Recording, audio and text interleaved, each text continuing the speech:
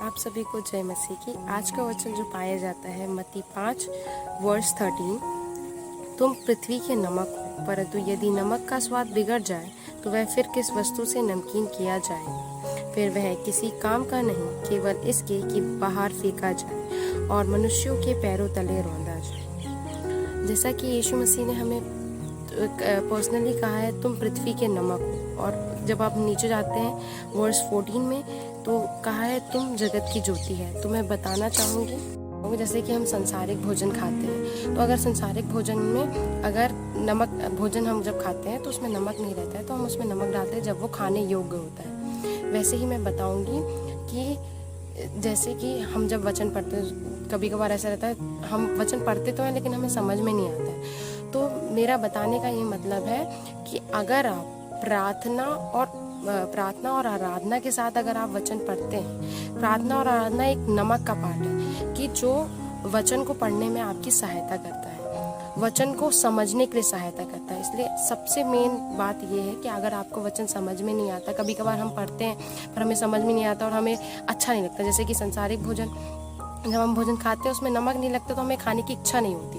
वैसे ही वचन भी जब हम प्रार्थना और आराधना के साथ नहीं पढ़ते हैं तो हमें भी वो अंदर से वो आत्मिक वो आता नहीं है कि हम उसको पढ़ें। इसलिए हमें वचन को पढ़ने के लिए प्रार्थना और आराधना की बहुत ज़रूरत है। जब आप वचन पढ़ने जाएं तो प्रार्थना करें, प्रार्थना के साथ वचन पढ़ें ताकि वचन की गहराई तक आप पहुंच सके और यीशु मसीह आपको उस गहराई तक लेके जाएगा। और जैसे कि नमक की पार्ट बताया, जैसे मैंने आप लोगों को, जैसे संसारिक भोजन में नमक की बहुत महत्वपूर्ण है कि जब वो नमकीन किया जाएगा वो भोजन, जब आप उसको खा पाएंगे। लेकिन वैसे ही जब आप इस आत्मिक भोजन को, इस वचन को खाएंगे तो ये किस तरह से खाया जाएगा। आप प्रार्थना और आराधना के साथ अगर इस भोजन को लेने की कोशिश करेंगे, आत्मिक भोजन को लेने की कोशिश करेंगे, तो ज़रूर ये अंतरात्मा में आपके बसने पाएगा, कंठस्थ होने पाएगा ये वचन।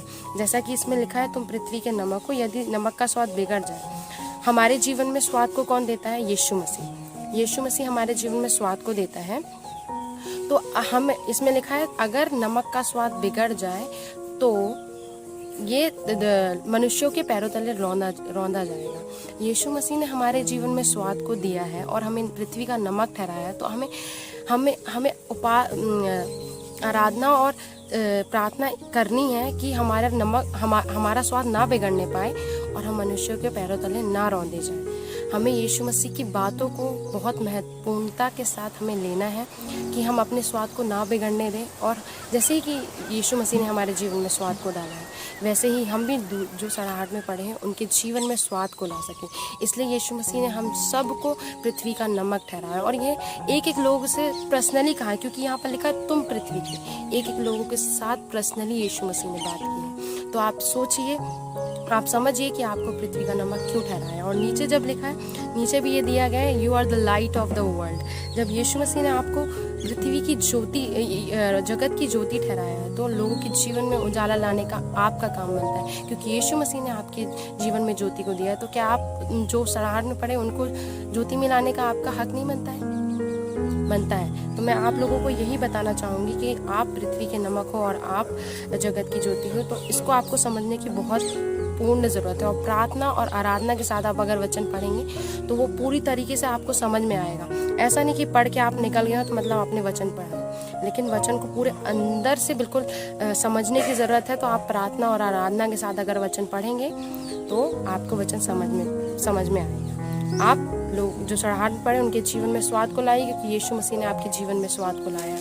आप जो सड़ाहट पड़े उनके जीवन में ज्योति को दीजिए, क्योंकि यीशु मसीह ने आपको ज्योति दी है। यही वचन को मैं आपके सम्मुख रखना चाहूँगी। इस वचन के पढ़े और सुने जाने में आप सभी को यीशु मसीह आशीष दें। आमीन।